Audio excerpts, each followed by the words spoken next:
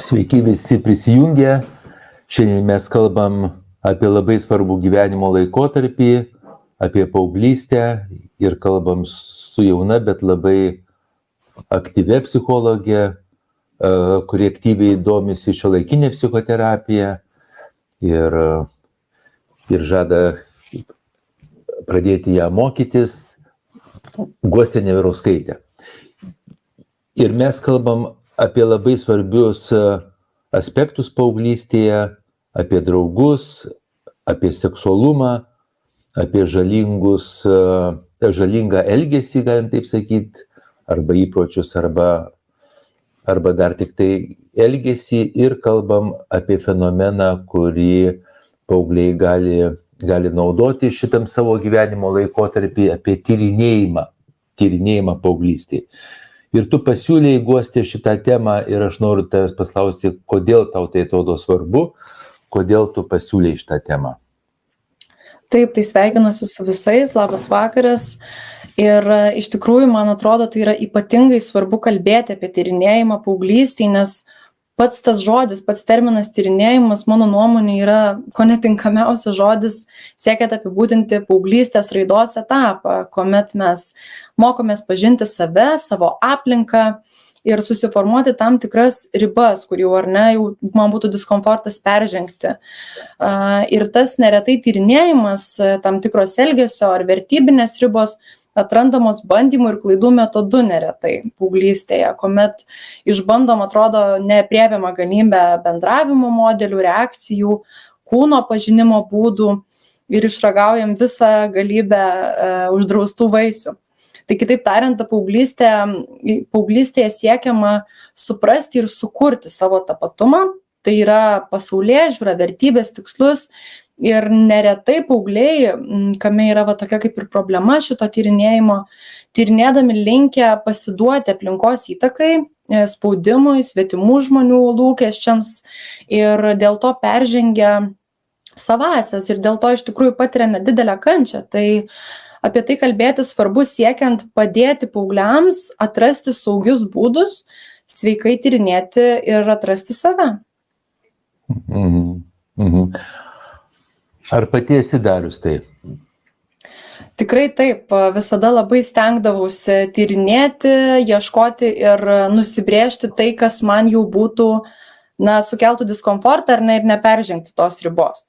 Tai negaliu sakyti, kad esu tobula ir niekada to nedariau, vis tiek paauglystėje įtaka vienais ar kitais momentais buvo padaryta bet tikriausiai net ir peržengus tas ribas, taip jas ir atrandi ir supranti, kad tai jau yra momentas, ties kurio norėčiau sustoti. O tėvai tavo, ar jie skatino tyrinėjimą, ar jie skatino tokį išankstinį žinojimą, kad pavyzdžiui, jie žino, kaip reikia, tau pasako, kaip reikia ir tu klausai ir viską vykdai, kaip jie galvoja?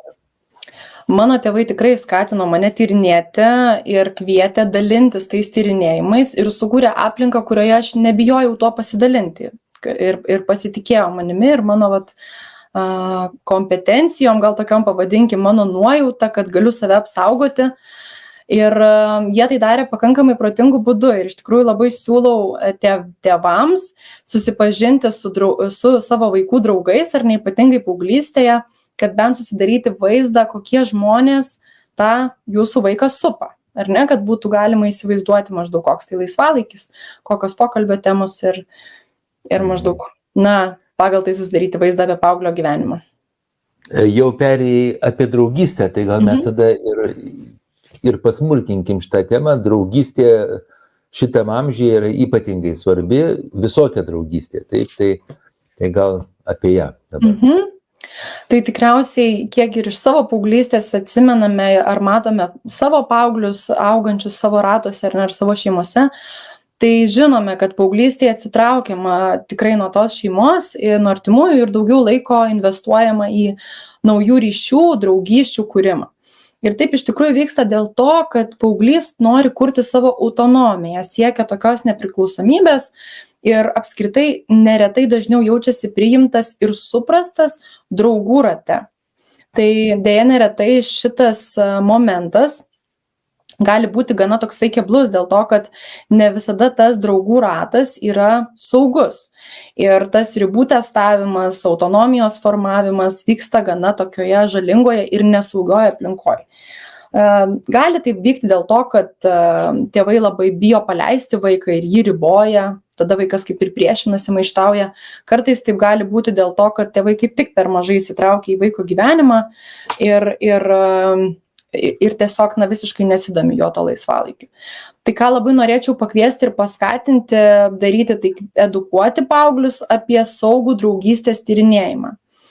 Tai iš tikrųjų, ką tai reiškia, skatinti paauglius apsupti save draugais, kurie juos apskritai daro geresniais žmonėmis ir gerbia jų jausmus, jų patirtis, apskritai, su kuriais paauglys gali jaustis saugus, priimtas ir lyg nesijaučia verčiamas kažką daryti, ko nenori daryti. Ir apskritai ir paaugliams turiu tokį patarimą šitoje vietoje ir labai pati savęs dažnai klausdavau šitų klausimų.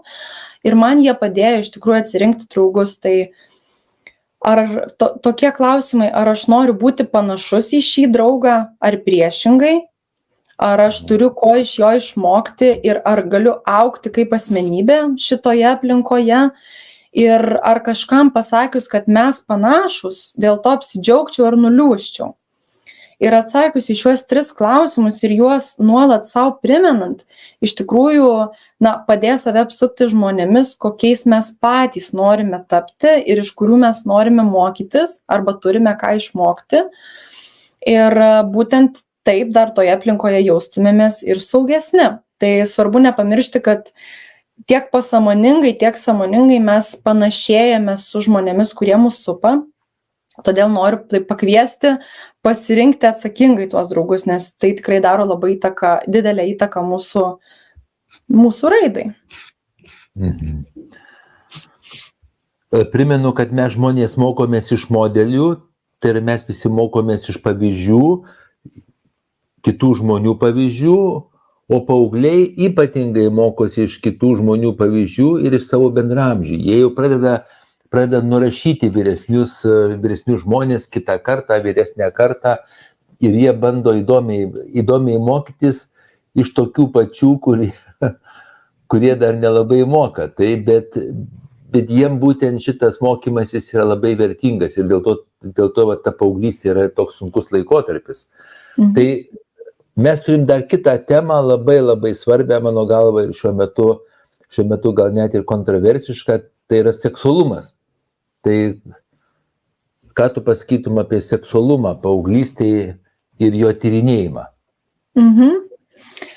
Tai man bus labai įdomu, Juliau, ir jūsų nuomonę išgirsti, nes aš kalbu ir kaip jauna moteris, ar ne, ir tiek, kiek bendraudama su paaugliais susipažįstu su šia tema dabartinėse aktualijose tarp dabartinių paauglių, bet kad ir kokiame ar ne laikotarpyje ar eroje ar ne tai vyksta, natūralu, kad šitame raidos etape paauglystėje tas seksualumo tyrinėjimas yra toks tikrai labai kompleksiškas ir svarbus psichologinis reiškinys, nes jisai veikia ne tik fizinį mūsų vystymąsi, bet ir emocinį, socialinį ir psichologinį. Ir paauglystėje prasideda tokia kaip seksualinio tapatumo formavimosi pradžia. Norisi pažinti savo kūną, jį suprasti, norisi jį testuoti įvairiais būdais ar ne ir pažinti ir kitus kūnus. Tai šiame raidos etape iš tikrųjų su tuo patiriamos ir naujos emocijos, jausmai, visokios mintys, pradedami jausti lytiniai instinktai, pojūčiai, netgi kuriamos įvairios fantazijos mintyse. Ir tai yra toksai gana nemažas iššūkis paauglystėje, nes tai yra toksai lyg nepatirtas, nepažintas ir naujas pasaulis, kuris gali net ir išgąsdinti, nustebinti, kas pradžioje yra tikrai normalu. Ir tai lyg, sakykime, atsirakinusi nauja skrynia mumyse atsiveria. Tai iš tikrųjų tai yra natūralus ir sveikas procesas. Jis padeda paaugliams išsigryninti savo poreikius. Ir dėl šių pokyčių atsiranda poreikis aktyviau apskritai domėtis lytiniais santykiais, seksualumu ir vėliau juos, žinoma, ir įsitraukti. tai gali būti iš tikrųjų labai laikomas svarbiu etapu visų mūsų gyvenimuose, kuomet prasideda ta seksualinė raida, nes pradedami kurti intimūs santykiai ir jie gali būti tiek emociškai intimus, tiek fiziškai intimus, bet labai svarbu mokytis bendrauti su kitais asmenimis seksualinėje srityje tik pasiekus tam tikrą tašką, kuriame jaučiamės saugus. Tai vat būtent apie tai ir pakalbėsim detaliau. Ja, tai aš noriu truputį praplėsti tą temą, nes kai mes kalbam apie seksualumą, tai matau, kad verta šnekėti apie intimumą ir apie artumą. Nes man asmeniškai iš tos savokos tarpusavį labai siejasi.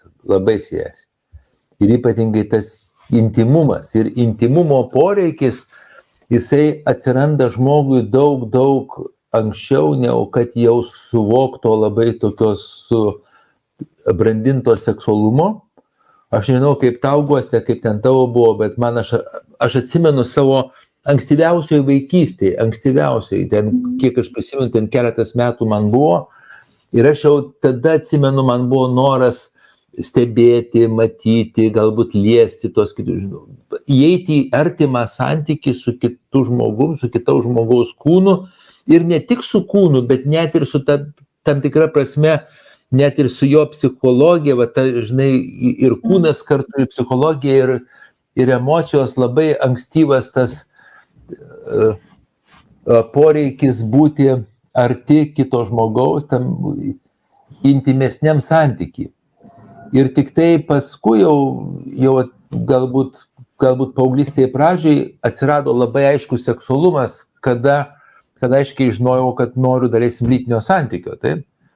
Nežinau, tai aš iš viso kviesčiau visus, galbūt net ir paauglius, ir tėvus, ir mokytojus atsigręžti ne tik į seksualumą, nes tai dabar daug šnekama, bet per mažai yra šnekama apie intimumą ir artumą. Taip?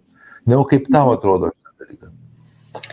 Taip, iš tikrųjų, tai tas intimumo poreikis yra visuomet, ar ne, aktualus ir svarbus iš pradžių su tėvais, ar ne, ir tas prieraišumas formuojasi ir visas, tas noras su kažkuo gal netgi suartėti, ar ne, tokį žodį pasirinkčiau. Ir tas prasidėjus seksualumo raidai mūsų atsiranda poreikis suartėti su kažkuo ir fiziškai truputėlį kitaip nei esame pripratę, ar ne? Tai man iš to norėtųsi pridėti turbūt tokią mintį, kad tai lyg nėra tikslas, tai yra papildymas intimaus ryšio, ar ne, ir jo sustiprinimas su žmogumi, su kuriuo yra pasitikėjimo ir saugaus ryšio, santykis pilnas. Tai man norėtųsi tą pabrėžti, kad kiek žinau, dažnai paauglių tarpe atrodo seksualinio gyvenimo pradžia yra lyg kažkoks, siekiamybė, sakykime, ar ne, svajonė, kai iš tikrųjų tai yra tiesiog mažas, pavadinkim taip, mažas priedas prie to, kas iš tikrųjų yra apie intimumą. Ir tai yra svarbiausia, jį sukurti. Iš viso, net jeigu mes kalbame apie suaugusių gyvenimą, jeigu mes kalbame apie gryną tą seksualumą vulgarų, be intimumo, sportą kažkokią tai gimnastiką, ką, pavyzdžiui, propaguoja porno industrija, taip, tai tada mes labai daug prarandam, mano galva. Taip, tai seksualumas jis turėtų, aš kaip psichoterapeutas, tai aš manau, kad jisai gali būti intimumo apogėjus kažkoks, intimumo išsivystymas ir taip toliau. Ir be intimumo, be gebėjimo būti arti kito žmogaus, pačiam leisti, kad kitas žmogus būtų arti ir džiaugimosi tuo, ir to prisirišimo ir ryšio kūrimo per artumą, tame tarpe per kūnų artumą, seksualumas jisai labai daug praranda savo vertės. Tai aš būtent paauglius ir aš bent taip elgiuosi savo dukrom, jos yra paauglės ir jom šitie aspektai šiuo metu yra aktualūs labai ir mes atvirai apie tai kalbam, aš jom bandau labai aiškiai deklaruoti, kad intymumas yra labai labai gerai ir mokymasis,